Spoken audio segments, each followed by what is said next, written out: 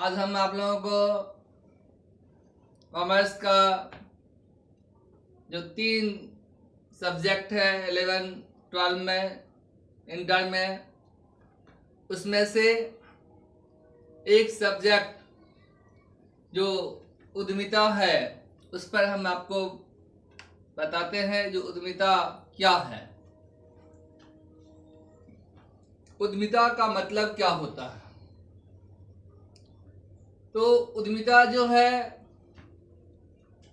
वो बच्चे को जीवन यापन सिखलाता है। भगवान ने जब मनुष्य को बनाया तो उसको काम करने के लिए 2 हाथ 2 पैर, ये आँख, ये पूरा शरीर दिया है और खाने के लिए एक मुंह दिया है। आप लोग सुने होंगे, कहावत है, पहले का तब खा। मतलब ये है कि पहले काम करना चाहिए फिर खाना चाहिए। और जो भी मनुष्य है इसको 2 भाग में रखते हैं, एक जो आर्थिक मानव है और दूसरा जो गैर आर्थिक मानव है। आर्थिक मानव का मतलब जो धन अर्जन के पीछे लगा रहता है, और गैर आर्थिक मानव का मतलब जिसको धन अर्जन से कोई मतलब ही नहीं रहता है, जो हमेशा धन अर्जन के पीछे लगा रहता है वह आगे चलकर अमीर हो जाता है, और जिसको धन अर्जन से कोई ताल्लुक नहीं होता तो आगे चलकर गरीब हो जाता है। कोई बच्चे आज अगर अमीर है क्योंकि उसके पूर्वजों ने हमेशा आर्थिक कार्य में लगा रहा तो वह आज अमीर है, और जो बच्चा आज गरीब है उसके पूर्वजों को धन अर्जन से कोई मतलब नहीं था, गैर आर्थिक कार्य में लगे रहे थे, इसलिए आज वो गरीब हैं। उद्यमिता में हम लोग आर्थिक मानव को रखते हैं, गैर आर्थिक मानव को नहीं। उद्यमिता का मतलब विकास है, और यह विकास जो है वो पृथ्वी की प्रकृति होता है। आज दिन है, अभी दिन है तो फिर रात होगा, फिर दिन होगा, फिर रात होगा। जो आज बच्चे हैं वह कल जवान होंगे, परसों बूढ़े होंगे, और फिर आगे मिट्टी में रूपांतर हो जाएंगे। ये पृथ्वी की प्रकृति है। यहाँ जितने जीव जंतु पेड़ पौधा मनुष्य है, लाखों जोनी है, सभी का एक दिन जन्म होता है, उसका विकास होता है, फिर वह विस्तार होता है और कुछ समय आगे स्थिर रहता है, और आगे उसका पतन होता है, और फिर वह मिट्टी में रूपांतर हो जाता है, मिट्टी में चेंज हो जाता है। तो ये विकास पृथ्वी की प्रकृति है, और उद्यमिता का मतलब विकास होता है। उद्यमिता मानव को मानवता सिखलाता। अब ये मानवता क्या है? जियो और जीने दो। जियो और जीने दो का मतलब है कि जीना भी एक कला है। नदी में जितना पानी है, अभी एक आदमी को उतना प्यास लगा है कि पूरा का पूरा नदी का पानी अगर उसको मिल जाए फिर भी उसका प्यास बुझने वाला नहीं। वह भूल जाता है कि उसके जैसा यहाँ खरबों जनसंख्या है जो कि वो भी प्यासा है, उसको भी उस पानी की जरूरत है। सभी लोगों की प्यास बुझना चाहिए, इसलिए जियो और जीने दो को सिद्धांत अपनाना चाहिए, जिससे मानव समाज का कल्याण हो, मानव का विकास हो। उद्यमिता मानवता सिखलाता है। उद्यमिता मानव को उसके आवश्यकता से परिचय करवाता है। मानव का जो आवश्यकता है, वो आवश्यकता जिसका जीवन यापन के लिए आवश्यक होता है, आवश्यकता को ऐसे हम कह सकते हैं कि किसी वस्तु को खरीदने का इच्छा होना चाहिए। पहला बात किसी वस्तु को खरीदने का इच्छा होना चाहिए, और दूसरा बात है जो उसको खरीदने के लिए पर्याप्त साधन होना चाहिए। तीसरा बात है कि उस साधन को खर्च करने के लिए तत्परता होना चाहिए।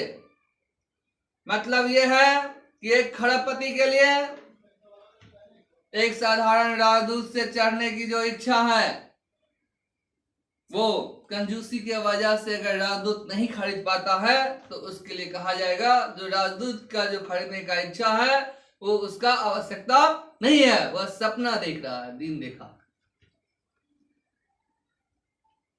जगे हुए में वो सपना देखता है।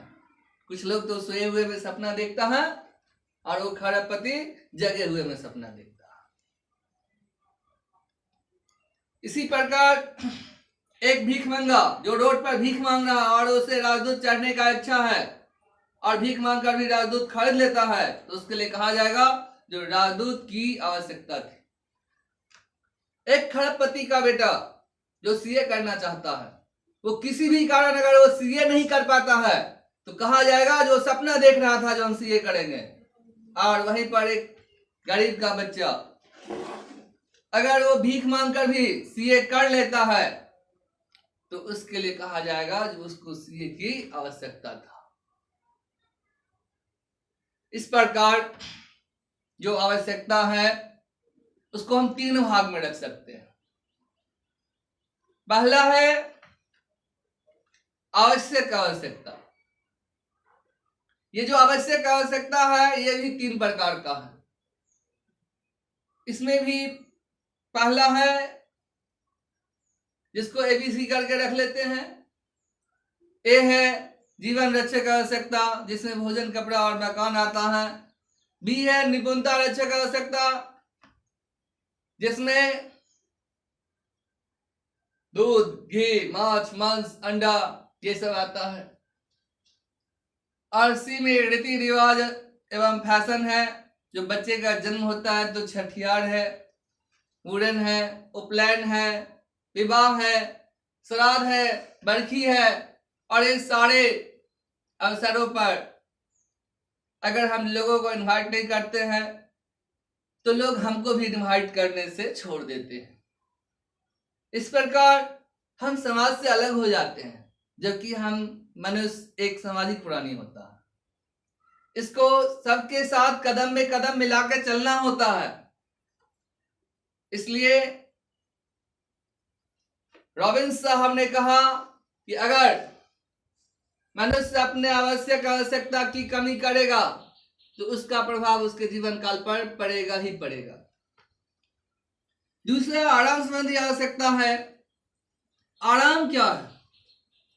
आराम है जिसके घर में आज पंखा नहीं है तो उसको पंखा अगर लग जाएगा तो लगेगा कि हम स्वर्ग में आ गए। जिसके घर में पहले से पंखा है तो कूलर आ जाएगा तो लगेगा जो हम स्वर्ग में आ गए। और जिस घर में कूलर पहले से है उस घर में अगर एसी लग जाएगा तो लगेगा स्वर्ग में आ गए। जिस बच्चे को आज चलने के लिए एक साइकिल नहीं है उसको साइकिल आ जाएगा तो लगेगा सारा खुशी मिल गया है। और जिसको साइकिल है तो मोटरसाइकिल, मोटरसाइकिल है तो कार, कार है तो हेलीकॉप्टर। ये है आराम। और तीसरा जो है वो विलास संबंधी आवश्यकता है। ये भी दो प्रकार का है। एक कहते हैं हानिकारक। और हानिकारक में क्या है? खैनी है। खैनी खाने से क्या होता है? दांत टूटता है, कैंसर होता है, आदमी मर जाता है। चाय है, चाय पीने से क्या होता है? स्वीट पॉइजन है चाय, जिससे जीवन बर्बाद हो जाता है आदमी का। आदमी समझता नहीं है चाय पीने का कितना इफेक्ट पड़ता है उसके जीवन पर। लोग खैनी है, बीड़ी है, सिगरेट है, चाय है, शराब है, भांग है, गांजा है, चरस है, ये सब हानिकारक है। कोई मनुष्य एक नींब के बदले 100 नीप चढ़ाकर दिन रात पानी की जगह अगर नीप ही ले रहा है तो क्या होगा, उसका किडनी डैमेज हो जाएगा, वो मर जाएगा। दूसरा जो है बी, वो हानिकारक आवश्यकता है। अहानिकारक आवश्यकता का मतलब है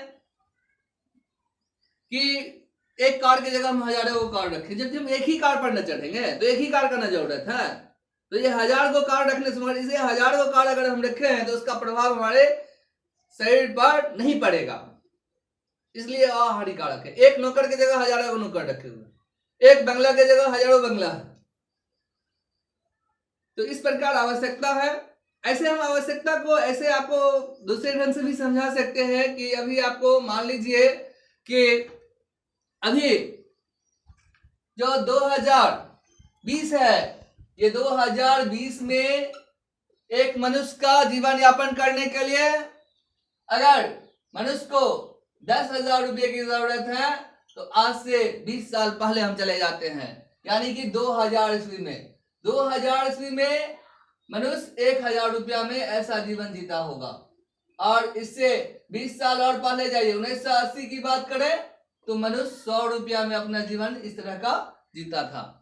और 20 साल पहले जाए तो 1960 में 10 रुपया में ऐसा जीवन मनुष्य जी लेता था। और बच्चों आप लोग बता सकते हो कि 2040 में क्या होने वाला है? 2040 में अब क्या होगा? 2040 में मनुष्य का जीवन यापन कितना में होगा? तो एक जीरो और इस पर बैठा दें, 10,000 पे एक जीरो और बैठा देंगे तो कितना होगा बताइए? 1 लाख रुपया। जिस व्यक्ति का 1 लाख रुपया आमद होगा उसी आदमी को भोजन मिल पाएगा, खाना मिल पाएगा, अन्यथा वो खाने बगैर मर जाएगा, खाना भी नहीं मिलेगा। बेरोजगारी चरम सीमा पर है और यही कारण है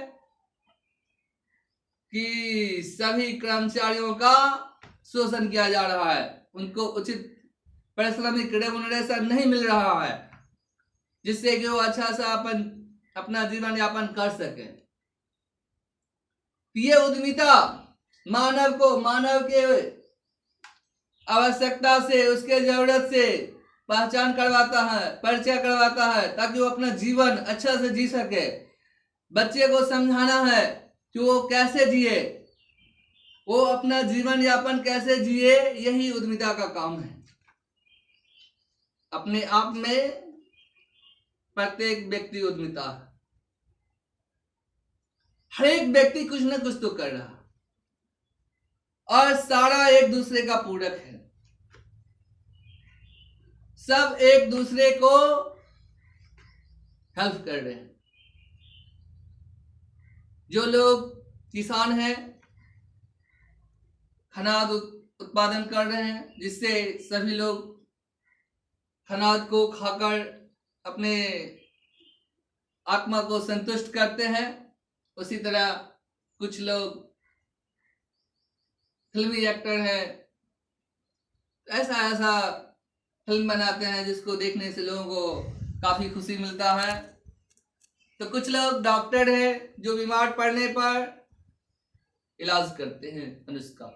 इसलिए सब एक दूसरे का पूरक है और इस तरह उद्यमिता मानव को उसका जरूरत से, आवश्यकता से परिचय कराना है, हर एक व्यक्ति को बताना है जो अपना जीवन यापन कैसे कर सके, कैसे एक रोजगार लगावे, कैसे वो उद्योग को जन्म दे। और उद्योग को लगाना जैसे एक पौधा आम का या कोई भी पौधा लगाते हैं वैसे एक उद्योग को लगाना होता है, और जैसे वो पेड़ बड़ा होता है वैसे ही वो उद्योग धीरे धीरे बड़ा होता है। पेड़ को बड़ा करने के लिए जितना मेहनत करना पड़ता है उसी तरह उद्योग को बड़ा करने के लिए मेहनत करना पड़ता है। और एक उद्योग को लगने से हजारों लोगों को बेरोजगारी दूर होता है, लाखों करोड़ों आदमी को रोजगार मिलता है, जिससे स्वरोजगार होता है लोगों का। ये उद्यमिता का मतलब एक उद्योग रूपी पौधा को जन्म देना है, मतलब एक उद्योग लगाना है जिससे वो अपना भी जीवन यापन कर सकता है और पृथ्वी के सभी मनुष्य को किसी न किसी माध्यम से हेल्प पहुंचाता है, उत्पाद या सेवा को लेकर, लोगों को रोजगार को लेकर। इसी के साथ जो ये उद्यमिता है उसको हम समाप्त करते हैं। आप लोग इस वीडियो को देखिएगा, अच्छा लगे तो लाइक जरूर करिएगा, सब्सक्राइब जरूर करिएगा। Thank you.